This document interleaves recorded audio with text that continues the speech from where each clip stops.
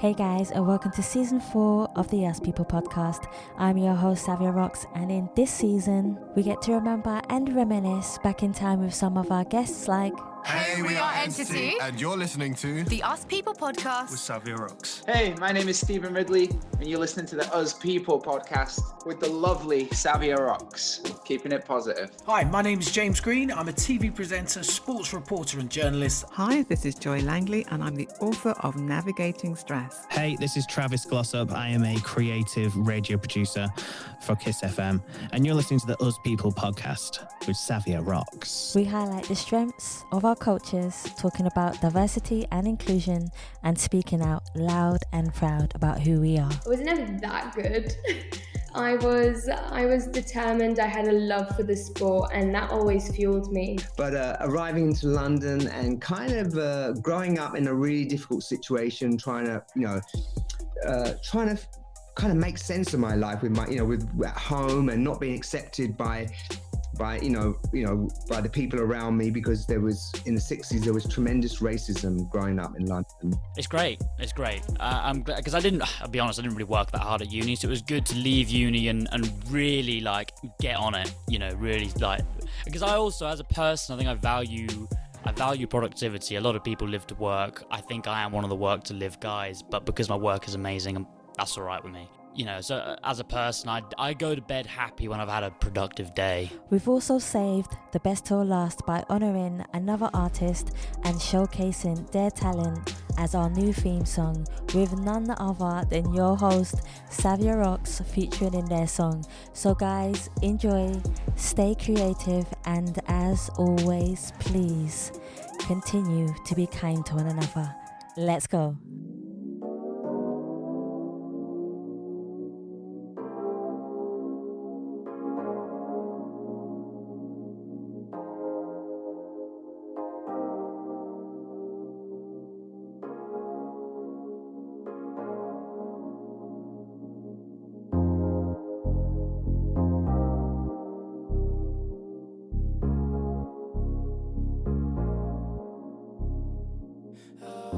Peace of mind, gotta keep my energy and peace of mind. I protect my energy and peace of mind. Hey guys, and welcome to another episode of the Us People podcast. I'm your host, Savia Rocks, and today I am humbled to have Stephen here, who is an author of The Afterlife and The Journey To. Stephen, I want to thank you so much for taking your time to come on the Us People podcast. How are you? I'm very well, Sam, and thank you so much for having me on your podcast, given the trials and tribulations we've had getting it sorted. Hey, that's one of the beautiful things about life, and I think it teaches us about patience and the willingness to want to be able to do something, and also the strength to want to be able to do it. So thank you so much, Stephen, for coming on the show. It's a pleasure. My first question for you is, could I kindly ask you, could you tell me about your background of where you grew up, but also how that influenced you to be the person who you are today? My goodness, where do I start? Given that I'm on the wrong side of 66 now, but my professional career, Savia, has been that of an educator. I've trained hundreds of people, both professionally and personally. It's part of my DNA. I've loved doing it. I work with individuals and teams in a corporate sense and a sort of one-on-one environment. But because I'm getting on a little bit now, I've kind of retired from that work.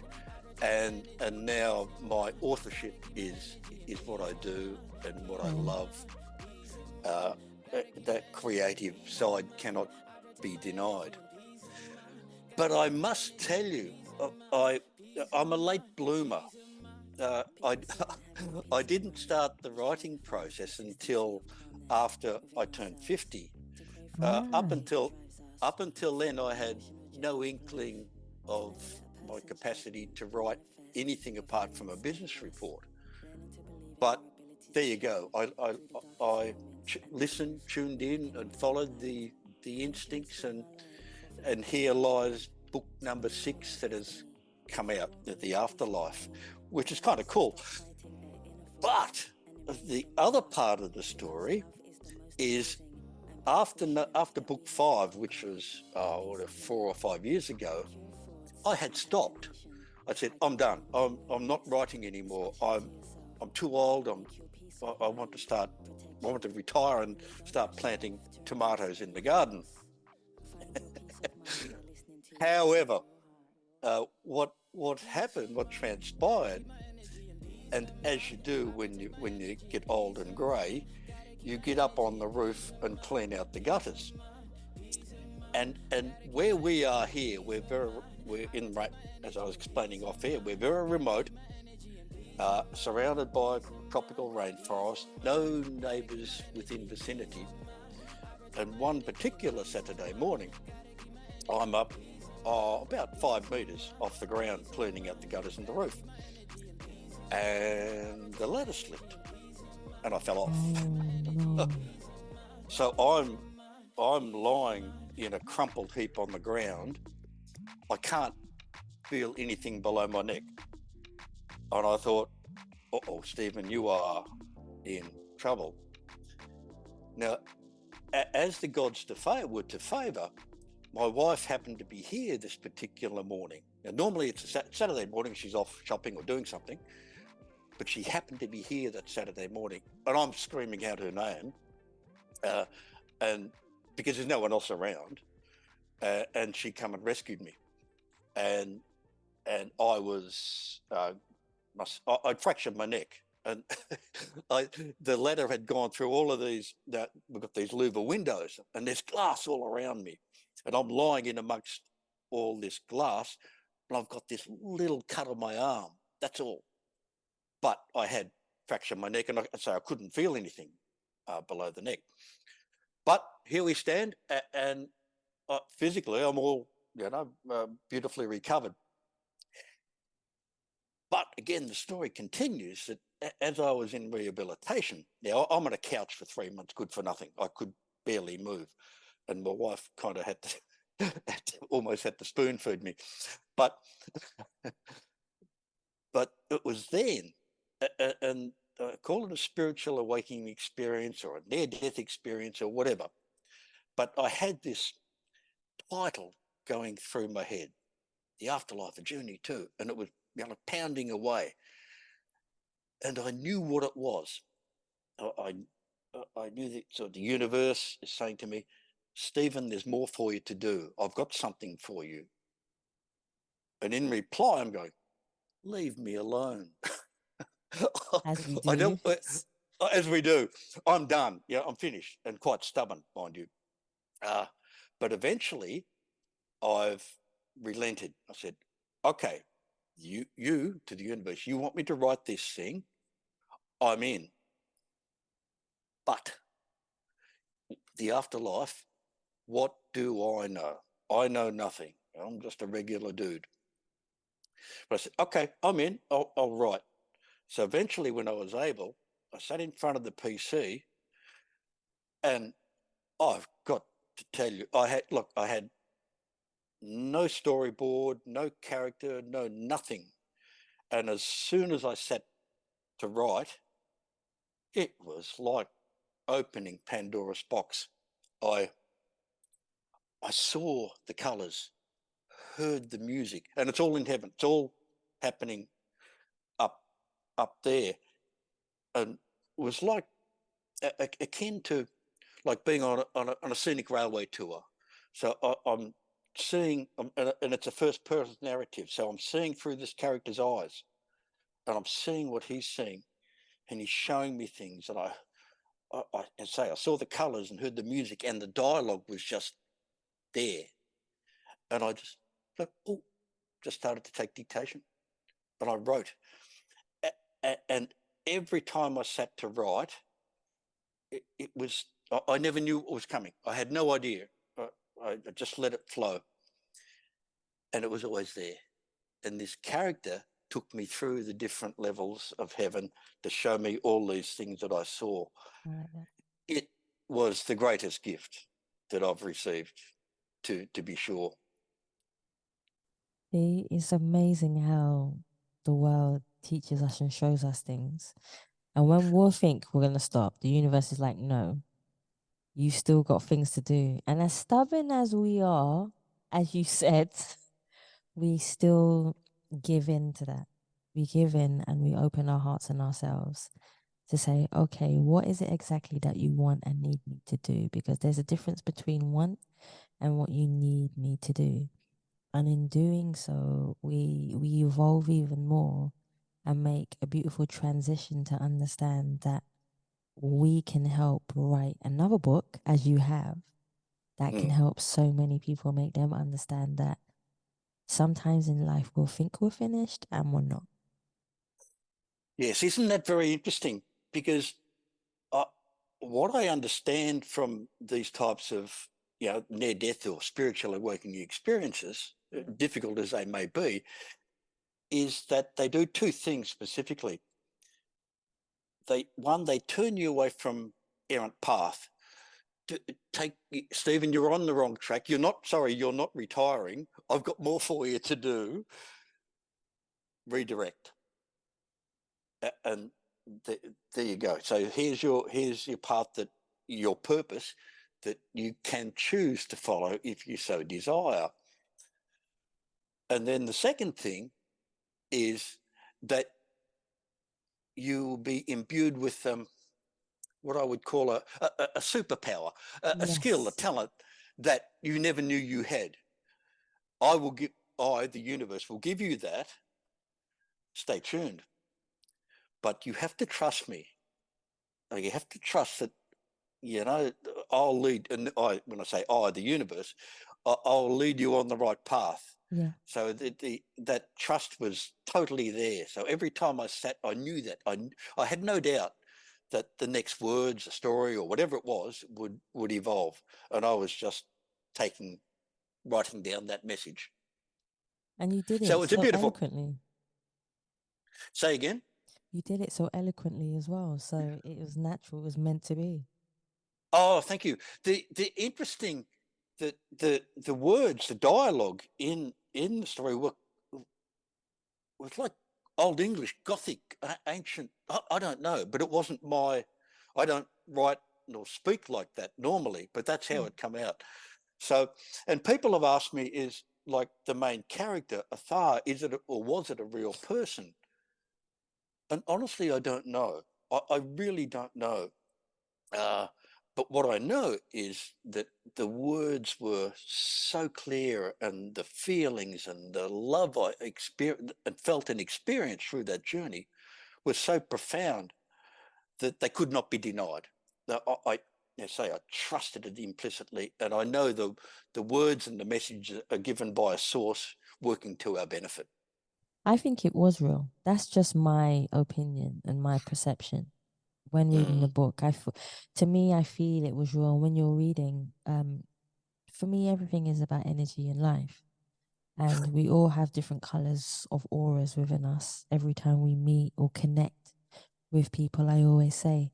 So for me, if something has been brought to your attention, 9 times out of 10, it's real and it's meant for you. What I will say is nothing is I don't know if everyone agrees with this, but I don't feel that anything is a coincidence. No, exactly. Oh, absolutely. But it does become a choice, I think. You're absolutely right. That's very true, Stephen. Yes, we can choose to say, no, I'm not writing this book, go away. There's tomatoes waiting out in the garden to be planted. Or, I mean, and you're a young person in your prime. Now, I'm an old guy with grey hair, and from a time perspective, that time becomes relative. Yes. So I think I don't know how long I've got left on God's earth, so I need to do whatever it is that I need to do, and I need to get on with it. And that was a point of choice for me. I said, okay, let's go. And the great thing and the great thing about it now, of course, well, I've got to tell you that from a writer's point of view, the writing of the book has taught me so many profound things about life and how to make life a better place. Yes. That I could only wish that I'd learnt this stuff 50 years ago, but that's the way it goes. But I've got to tell you something else, Savia, that's really interesting about this journey. In what happened after I'd finished writing the book, and then you've got to go through all the hard work. That's the beautiful part. Then you've got to edit, and you read it 100 times. You got all the publishing stuff. But there was about 3 months after I'd finished writing the book that little voices in my head are going, and I've read this thing 100 times in edit. Stephen, you've missed something. Huh? And I read it again. And then it became apparent. What I found embedded in the text were these laws of heaven and earth. And I found 15 of them. And I wrote them down. And since then, I've lived by them. And it just changed my whole perspective on life and how to do things, just by virtue of that understanding of these basic laws that govern our life and the life eternal. And now one can implement these laws to make life a much more enjoyable place. Question for you. Which one law do you feel is the most important law? Oh, now there's a very good question. Let me see. Here, and I'll read it directly. What you have cause to affect in your fellow man is what declares your place in heaven. Because we are all one in spirit, what you have cause to affect in your fellow man is what declares your place in heaven. To me, that's so profound. So what, amongst the many that are there, if I do bad things to you in this life, I'm the one that will endure the consequences of that act, because we are one in spirit. What I do to another, I do to myself. I like so that. It's cool, isn't it? No, sometimes when people tell me things, I don't always have an answer, and it's okay not to always have an answer, because sometimes you just let what somebody said to you sink into your internal and understand it and absorb it so that you can understand and resonate with it. Yes, isn't that very interesting? It is. And I must say that in the writing of this book, because it's so different, it's told through the medium of story, and I've often wondered why I was given that gift in such a form. And what I now understand is that, like, you and I, we've researched and explored people that have had near-death experiences, Of which course, is yeah. totally profound. However, from a reader's perspective, they're objective, so it's happening to someone else. Yeah. So you say, "Oh, that's very interesting," but it's not mine. But it's someone else's experience. But that's okay.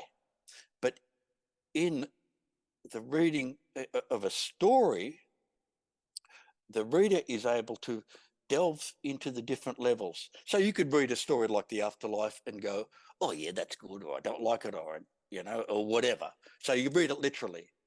That's okay, whatever. But you could look at the parables, the anecdotes, and go, "Oh, well, that's interesting." But then you can go a bit deeper. Then you go into the metaphysical. You read the story, and the laws of the universe are revealed to you, which is kind of cool too. However, my understanding is at a deeper level. There's a mystical level where the you, the reader, connect with the story and go, oh, I got that.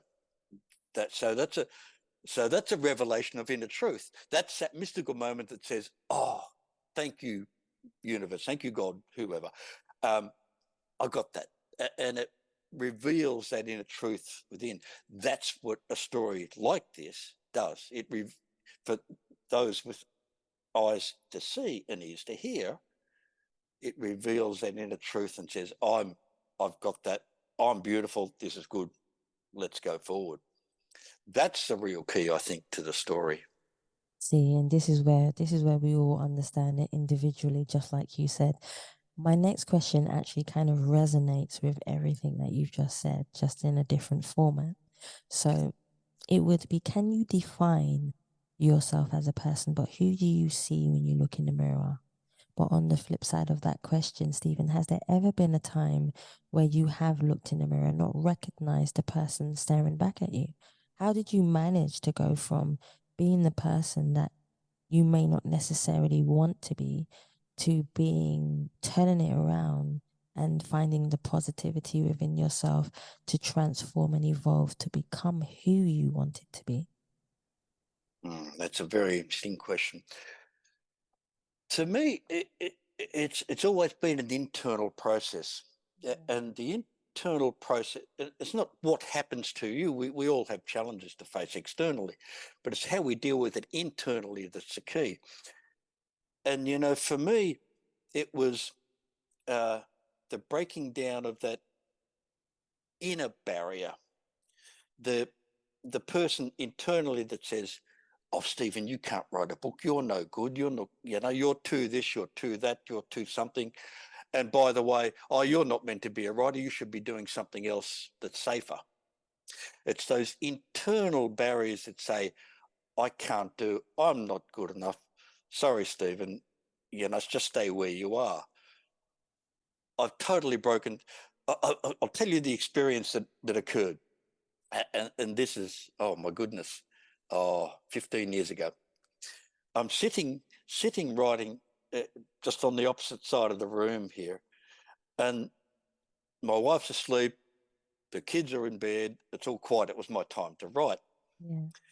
And I'm sitting there struggling with this first book. And it was, honestly, it was like someone coming to speak in my ear. It was like, Stephen, you're not a writer. You're not good enough. Who's going to read this bleep?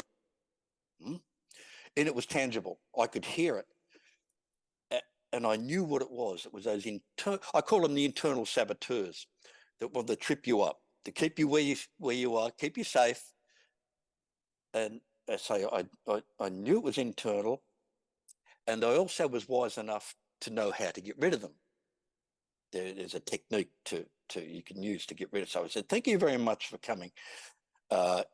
Issues of self-esteem, but I don't need you anymore. See you later.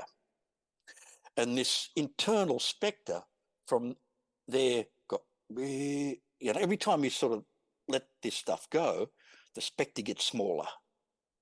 And then eventually it goes, boop, no more. I'm not there anymore.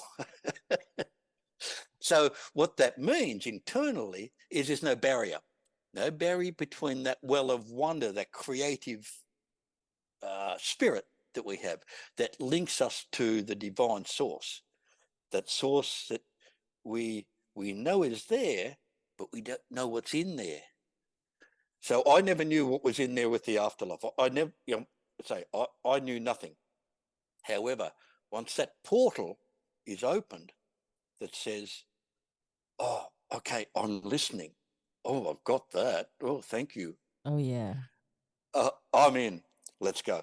So, but if that barrier, oh, that's no good. I don't believe that. That's not right. Oh, I'm not good enough. All that junk. If that lays on top of that well, then that divine spirit, that divine essence, that creativity cannot get through.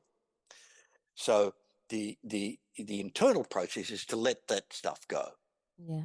And know that you are a divine spirit of the universe, loved and treasured by God, and you have a divine purpose to fulfill. And you better get on with it if you're 66 years old.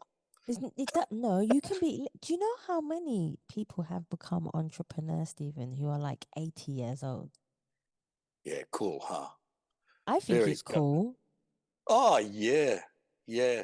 Yeah, the unfortunate part about it is taken 65 years to get there. But It's the journey. It's the journey, and there'll be someone out there who may be feeling like I can't do it.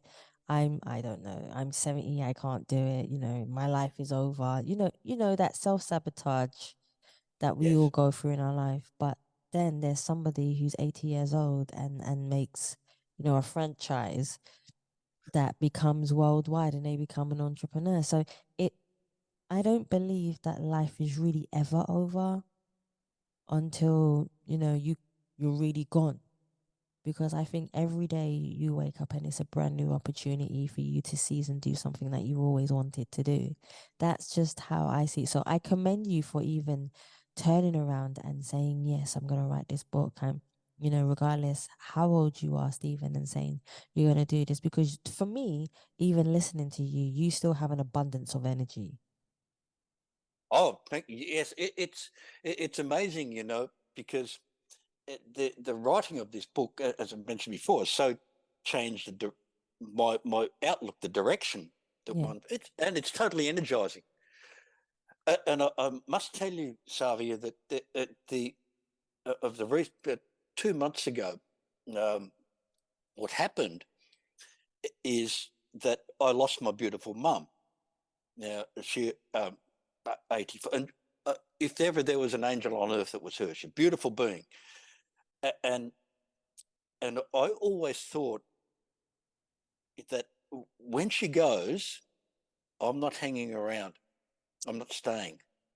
I always kind of thought that, which sounds a bit weird, but I must tell you that consequential of the knowledge I have now of heaven and the realms and what happens to us has now turned experiential.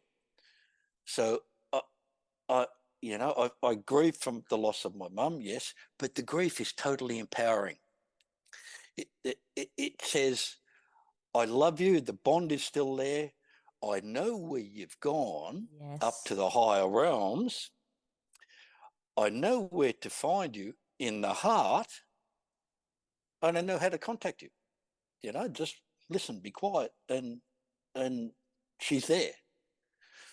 So that to me is, yes, there's grief, but it's totally empowering to say, Stephen, I'm here. Get on with it. I'll help you.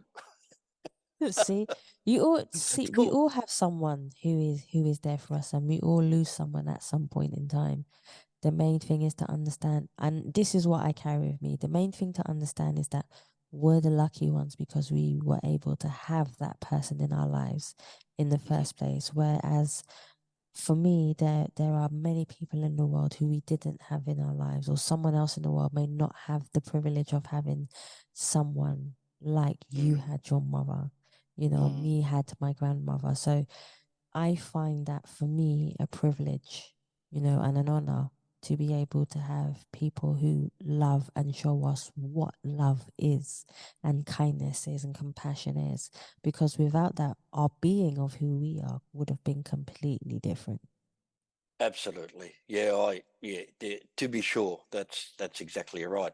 But I know there's another law of heaven and earth which I'll read to you, which is Yes, apropos to please. that. Yeah, yeah. It says, to know that you are sacred is not to see new things in you, but to see yourself as you really are. Which again is so enlightening to say, yes, we've all had trials and tribulations. However, internally, you have the spark of the divine within, and it cannot, it will never be erased. To know that you are sacred, See, and and a that's the teardrop power. from the eye of the universe. Yeah, beautiful. See, that actually makes so much sense to me. I understand it. I definitely, Yeah. definitely understand it. The one thing I would love to know, Stephen, is when did you find out that words had power? I know you said you was a late bloomer and you started writing later on in life. But when did you realize that words had an abundant power to affect people in the world? Now that's a very good question too. Again, to me, it's always an internal process. So I can now, I know now that if there's contact with very nice people like you and family and kin, each of those relationships are really important. Yeah. So how I interact and what I do to you're not sort of going out there to help people directly, but saying, here I am, let's share. Let me bring it back down to the personal. A couple of times, and this has given me good brownie points, by the way, because because I've said to my wife, subsequent to the writing of the book and the knowledge, I said, "Oh, I love you now more than I ever did," and we've been married a long time. But it's true, that what I know and have learnt from this writing is that relationship is so important because I love her, but it just highlighted that love and brought it into significance. But the principle is the same with everybody one meets. That highlights the importance. There's no coincidence. You're there for a purpose, and to share what you know to the benefit of the other. That is very true. That is awesomely true. See, that's right.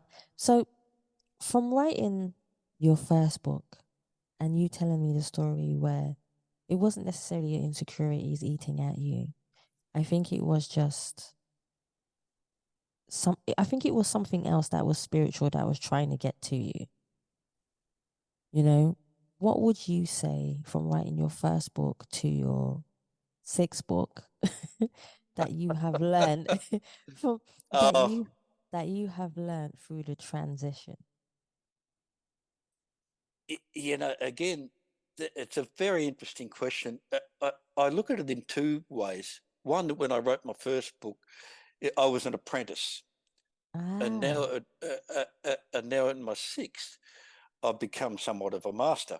mm, Um, perfect words to however, use. however, the real difference is it from the first one to the last one, or the recent one, is that first one I was thinking what I was trying to write. This last one, I was listening to what I had Difference. to write. Yes. So Yes. it was not a thinking process. The afterlife was completely tuning in. I said, okay, you have to tell me what it is. And I just listened. I said, what do I write about this? Where do I go with this? So I ask a constructive question. What do I do? Where do I go? And then I listen, have a cup of tea. Oh, And then you I'm go, with you. got that? Oh, and it's there. The image, and as I said right at the beginning, it was, I saw the colors, I heard the music, and the dialogue was just there. So I just typed, I wrote, but it was not thinking, it was totally listening.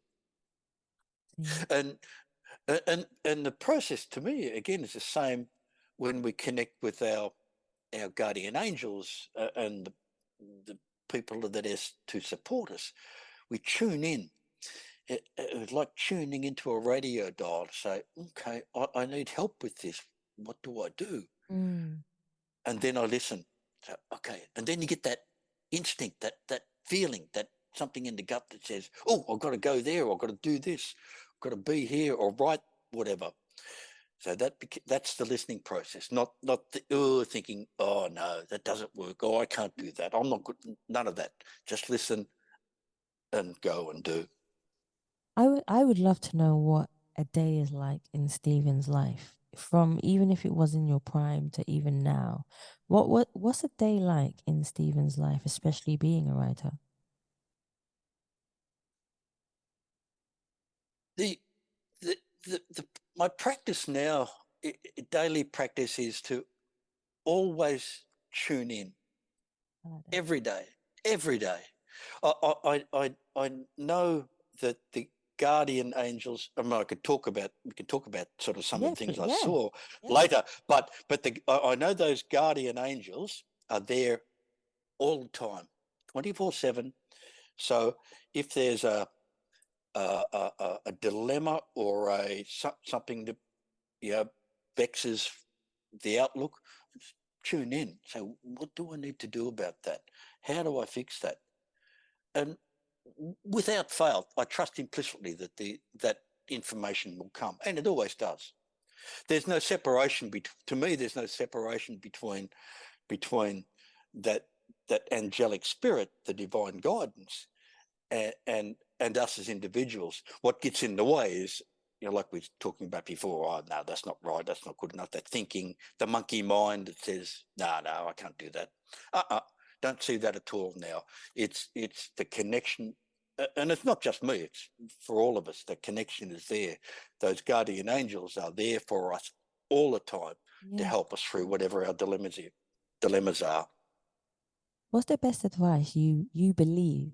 This is actually, I like this question. What is the best advice you believe you have ever received from an angel that has helped you and guided you? Oh, my goodness. There are many, but I look at it through even current experience. Like I was saying before, like years ago, I had to think my way through things. But now I tune in. Smart. and I trust implicitly, invariably, the answers will be there, and I follow that instinct. The courage required sometimes is to follow that instinct. Say, oh, Stephen, you should be over there doing something or talking to somebody or dealing with that issue. And the little demon on your head saying, oh, that's hard. I should put that. That's too difficult. Oh, I can't do that. You have to follow. Because what we know is we'll be safe. True. The universe will guide us and look after us. Which they do eventually. They really do. Eventually, what is destined for us will always be and will always happen, regardless how many times we try to defer, like we said in the beginning, go a different, pathway. And sometimes out of stubbornness, like we said, we pretend like we don't hear, we don't listen, we don't. No, it's happened to us a lot. I've even done it a few times where I pretend that I haven't heard, and it's not that I reap any repercussions.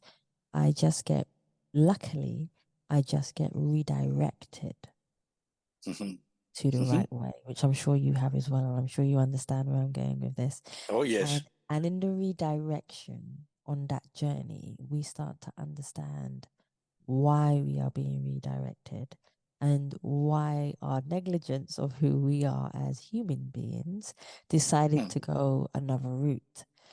And sometimes it's just rebellion, but at the same time, I think it's curiosity within ourselves to go another route rather than turn around. So I completely understand that.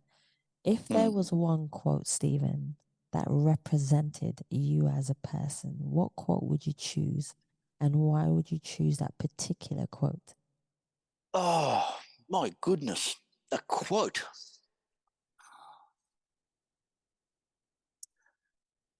Fear not, you are never without the love of the Father. Why did you choose that one? Well, we all have trials and tribulations and issues to face. Yes. And as you said before, we can turn away from it. It's too hard or procrastinate. But if we know, or when we know, that there is no separation between the divine and ourselves, and the Father, the angels, the spirits, whatever you like to call them, are there for us all the time. So why fear? I mean, we're talking about the experience that I had before with my mother. The other profound experience that I've had since writing of the book is that I have no fear of passing. So when my turn comes, I will take that step across the veil with no fear, because I know now what awaits. So, and even now in life, so we can step forward and do what we must do to purpose, and know that creative, that love sits there as a crucible from which our actions propel themselves. That divine source is there, open to us all the time. So why fear? Let's get on with it. No, I like that. Yeah, I like that. That makes perfect sense. So, if there was one song, Stephen, because I believe that music is a radiant part of who we are and how our souls connect as well. If there was one song that was the soundtrack of your life, what song would you choose, and why would you choose that particular song? I've got to tell you something before I answer that. And I don't know how I'm giving away a part of the book here, and I'll try. But music was such a profound part of the universal makeup. I was taken to a place with a master soul and shown these matrix of colours, and all through the writing of the book, I heard this music in my head, and it was like it was an integral part of us. It's hard to explain, but colours beyond the imagining. But the music was a part of our soul. But to answer your question, the song that comes to mind is by Enya. Oh, and it's called. I'm a big fan. Oh, she is fantastic. But the song is "Water Shows the Hidden Heart." I know what song you're talking about. You know that one? Yes, I do. And she sings it in this language called Loxian. Yes. Oh, it is so beautiful. I'm a big fan of Enya. Yeah, that's the song that kind of resonates. It's like, to me, it's like a calling card to the divine. You listen to the song and you go, oh, you sort of drift off into the universe. But her whole energy is spirituality. Just any song that you listen to from her is just spiritual. And I actually work to Enya's music quite a lot, which is really radiant to me. But hey, yeah, I could talk about that all day. I can talk about that literally all day. So one thing I would definitely like to ask you is, when was the last time, Stephen, you felt totally at peace with yourself?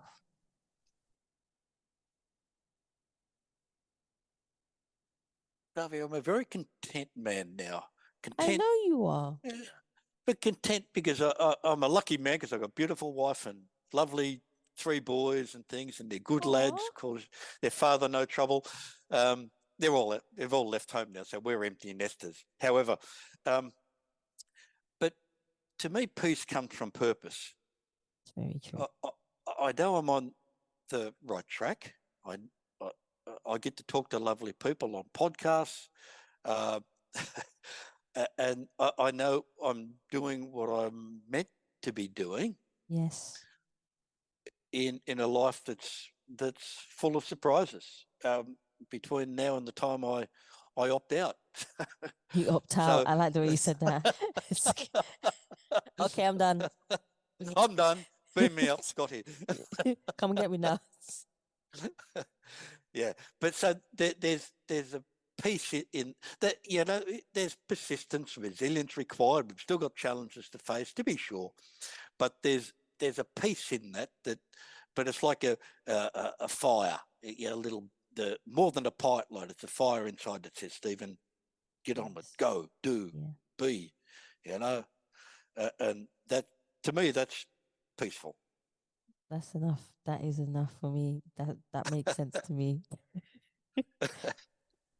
What would you like people to take from your most recent book? If they were to take away anything from your book, and now knowing the story behind it and everything that you've been through, what would you like them to take away from your book?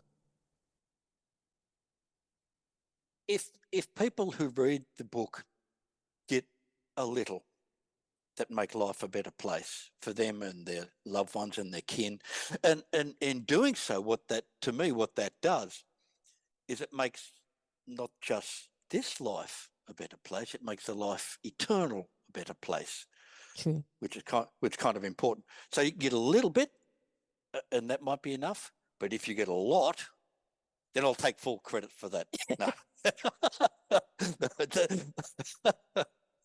No, I'm joking. But therein lies the crux of it. You know, you read it and you can. It's like a nice healthy meal. You can take a little bit and get a lot out of it, or you can take a lot and it changes your life exponentially. Either way, the message has done its job, and it's a message. Yeah, and that means that the reader's ears are open, the heart's open. Yeah, that is to true. the divine. That's true. And it's opened a little portal in the heart for the divine to come in, an expression of their own love and divinity to shine through. And if that happens, well, through the ethers, I'm a content man. To be quite honest with you, Stephen, you seem a content man already. Yeah, I'm pretty close. No, I think you're definitely there. I think Thank you. I've spoken to a lot of people, and one thing that always shines through is people's energy and happiness and contentness of life. And regardless of what they've gone through, they always show their emotions, and sometimes they don't even realize that they're showing it.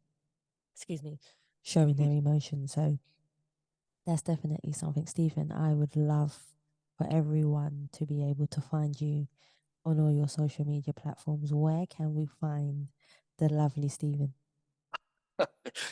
Well, I guess the best way, Xavier, is via the website, www.stephen with a PH, stephenchong.com.au. And, you know, if people can obviously purchase the book through that medium, or contact me via an email link, and, you know, happy to respond to questions if I'm able. So that's probably the best way. Stephen, this is where I say thank you so much for waking up so early in the morning on your side, you know, to join me so late in the evening on my side. And for showing me that, you know, consistency, kindness, passion for what you do, and never giving up, never listening to those voices that occur in our heads, and you know, and just being who we are and having that purpose in life to continue is a beautiful thing. And I just want to thank you so much for showing that on the show today. Thank you so much for coming on. It's been wonderful, and I thank you very much for having me and staying up so late. Oh, I'll do it again if you want me to. I would. It's not often that you get to connect with people that understand the energies of the world and how they work. And once you do find that, you always stay in touch with those people because you can feel that connection, that they are part of you in some spiritual way and you are part of them. So for me, that is and has been always very important to me. Wonderful. Thank you, Xavier. No, all the best to you. And you too. Guys, I want to thank you so much for listening to the Us People podcast, and please remember you can subscribe and leave us a review on Spotify, iTunes, Google Play and any other platform that you prefer listening to.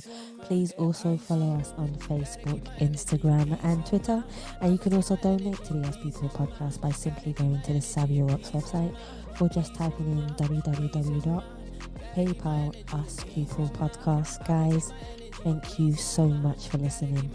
Stay happy, stay positive, and as always, please continue to be kind to one another. Gotta keep my energy and peace of mind, peace of mind, peace of mind. I need a solution. Yeah, I'm done. I'm done with her. Yeah, I'm done. I'm done with confusion. Yeah, I'm done.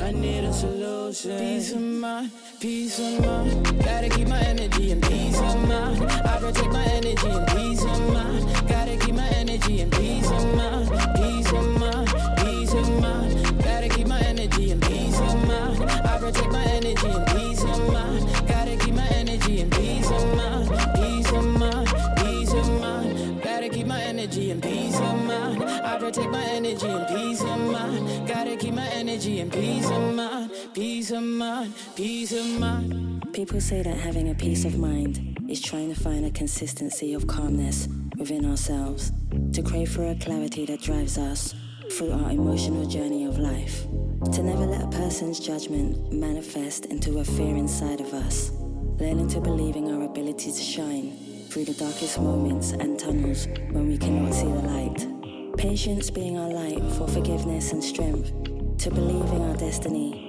If you want real peace of mind, one needs to stop fighting their inner thoughts and embrace them with love, because love is the most amazing and beautiful strength that we have to conquer our peace of mind. Make your thoughts impact a nation by keeping them true and honest, especially to yourself, but make your peace of mind protect you when you don't have strength to embrace anything else. Yeah, you take care, and I thank you very much. You're welcome. Anytime. You're more than welcome. And if you bump into my wife, say hello for me, will you? You know what? I actually would. I actually would. Oh dear. Thank you so much. Peace of mind. I protect my energy and peace of mind. Gotta keep my energy and peace of mind. Peace of mind, peace of mind. Gotta keep my energy and peace of mind. I protect my energy and peace of mind.